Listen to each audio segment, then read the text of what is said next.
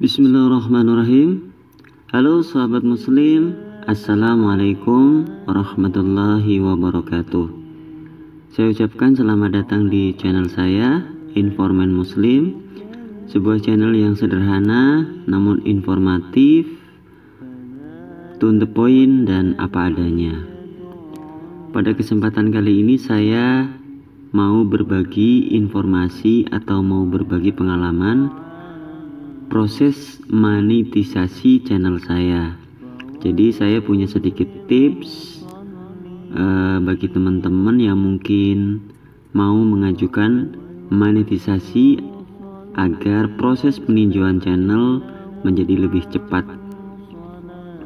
Dan cara ini insya Allah berhasil karena ini berdasar pada pengalaman saya sendiri. Jadi channel saya itu saya ajukan monetisasi tanggal 25 April 2020 dan alhamdulillah meskipun ada pemberitahuan dari pihak YouTube bahwa karena saat ini sedang dalam kondisi suasana global yang tidak kondusif karena sedang pandemi COVID-19, sehingga aktivitas peninjauan channel mungkin akan lebih lama prosesnya. Jadi informasi dari YouTube karena suasana global pandemi COVID-19, jadi proses peninjauannya itu sedikit lebih lama. Tetapi yang saya alami, saya mengajukan tanggal 25 April 2020 dan alhamdulillah hanya 4 hari. Jadi tanggal 29 April 2020 itu channel saya lolos monetisasi dan peninjauannya alhamdulillah lancar. Namun sebelum melakukan pengajuan monetisasi, saya sedikit melakukan bersih-bersih channel. Artinya sebelum monetisasi itu saya melakukan beberapa tips terhadap channel saya sebelum saya ajukan monetisasi. Jadi di sini saya mau berbagi kurang lebih ada 21 tips yang saya lakukan sebelum saya mengajukan monetisasi, dan alhamdulillah proses peninjauan channel menjadi lancar dan tidak butuh lama.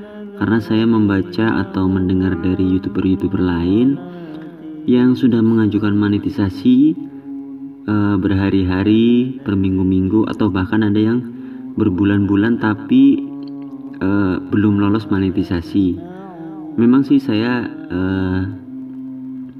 belum begitu mempelajari apa penyebab channel tersebut menjadi lama dalam proses monetisasi. Namun tips saya ini bisa saya terapkan karena ini benar-benar berhasil di channel saya sendiri, yaitu hanya 4 hari saja sudah monetisasi.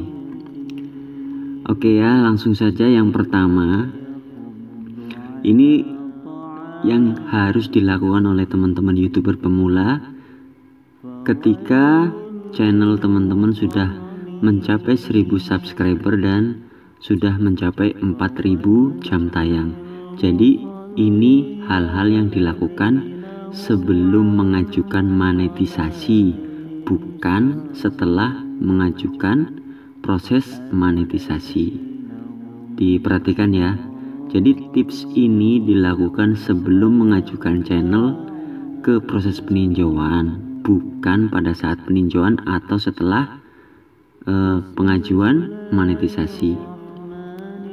Meskipun ada beberapa hal yang saya lakukan itu pada saat peninjauan, tapi sebaiknya karena saya tahunya juga terlambat, jadi sebaiknya dilakukan sebelum monetisasi. Oke, tips yang pertama teman-teman. Tips yang pertama dari saya itu ganti nama channel. Kenapa harus ganti nama channel? Jadi ini kisah saya ya di channel saya. Jadi karena awalnya saya membuat channel itu iseng ya. Pertama kali saya membuat nama itu up to you and up to me. Lalu saya merasa kurang cocok, dan akhirnya itu channel saya mengalami 3 kali ganti nama. Nama yang pertama itu up to you and up to me, lalu yang kedua itu berganti nama menjadi Diari Informan. Lalu saya merasakan tidak cocok lagi.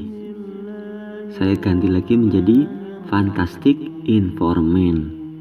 Terus pada saat sudah terpenuhi 1000 subscriber dan 4000 jam tayang, saya pada tanggal 25 itu setelah bersih-bersih channel, saya mengajukan proses monetisasi ya. Nah, pada saat proses monetisasi saya tuh kayak kurang cocok dengan namanya gitu loh. Akhirnya pada proses peninjauan itu saya terpaksa harus ganti channel, yaitu saya berganti nama menjadi Informan Muslim. Dan saya lakukan ganti nama channel itu pada saat peninjauan hari kedua. Jadi tanggal 25 saya ajukan monetisasi, tanggal 26, tanggal 27. Nah, tanggal 27-nya saya malah berganti nama channel. Dan saya pikir intinya apa ya, saya sih nggak tahu itu ngefek atau enggak, tapi ini sebaiknya jangan dilakukan, ataupun kalau dilakukan harus dilakukan sebelum ditinjau. Nah, kenapa saya sarankan ganti nama channel? Jadi ketika sebelum monetisasi, teman-teman itu harus ngecek nama channel teman-teman. Misalnya kita cari di kolom pencarian sesuai nama channel kita. Kalau ada nama channel yang sama atau mirip tetapi subscribernya lebih banyak dari channel kita, sebaiknya kita ganti, karena takutnya channel kita dinilai sebagai duplikat dari channel tersebut. Oke? Jadi ganti nama channel yang kira-kira belum ada gitu. Itu tips yang nomor 1. Lalu tips yang nomor 2, kalau kita sudah 1000 subscriber, tentunya kalau mau mengajukan monetisasi kan sudah 1000 subscriber dan 4000 jam tayang. Nah, pada saat channel kita itu sudah memenuhi itu, pasti ada fitur yang bisa dicek di menu channel kita di YouTube Studio. Nah, kalau bisa itu biasanya kita terlewat ya, seluruh fiturnya itu diaktifkan dulu. Nah, biasanya yang terlewat itu seperti fitur custom URL. Jadi kalau teman-teman masih lupa belum mengaktifkan custom URL, itu diaktifkan dulu. Jadi sebenarnya custom URL ini bisa kita aktifkan ketika kita sudah subscribernya 100 orang ya. Jadi kalau channel kita sudah 100 orang, kita bisa setting URL custom. Tapi bagi yang terlewat sebelum diajukan monetisasi, sebaiknya diaktifkan seluruh fitur channel yang bisa diaktifkan, termasuk URL custom. Ya, ini penting karena menurut saya channel kita jadi identik dengan URL tertentu gitu.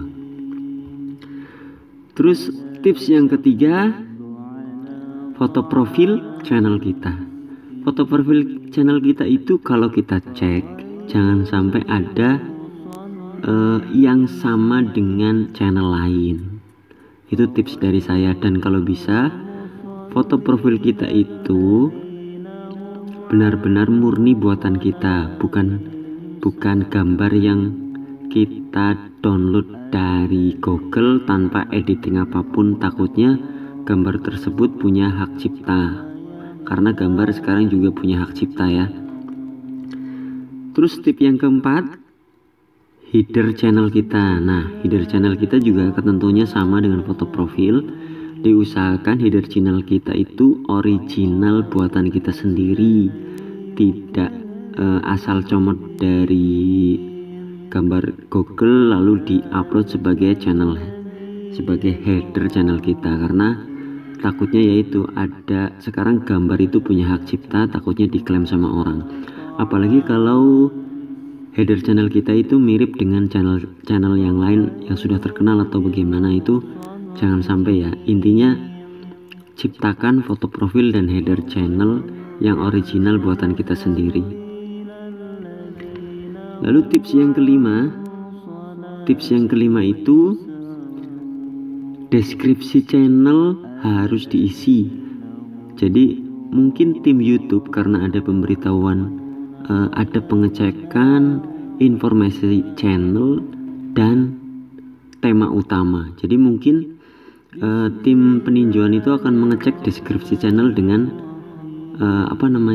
selaras nggak dengan isi YouTube kita gitu. Video-video kita itu selaras nggak dengan deskripsi channel. Jadi memang sih ada beberapa channel yang tidak ada deskripsinya, tetapi untuk mempercepat dalam peninjauan karena kita YouTuber pemula ya, sebaiknya kita membuat deskripsi channel yang singkat, jelas, dan mewakili secara global isi dari channel kita.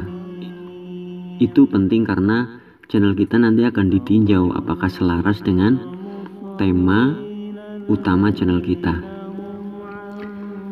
Lalu tips yang keenam,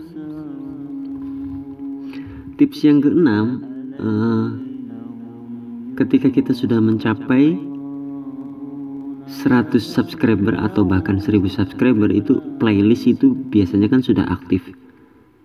Atau bahkan ketika kita membuat channel itu playlist itu bisa langsung dibuat. Nah, kalau bisa teman-teman merapikan video-video kita dalam playlist, kita membuat playlist yang rapi.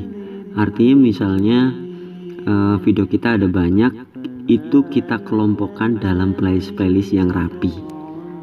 Itu tips dari saya sih. Kemudian tips yang ketujuh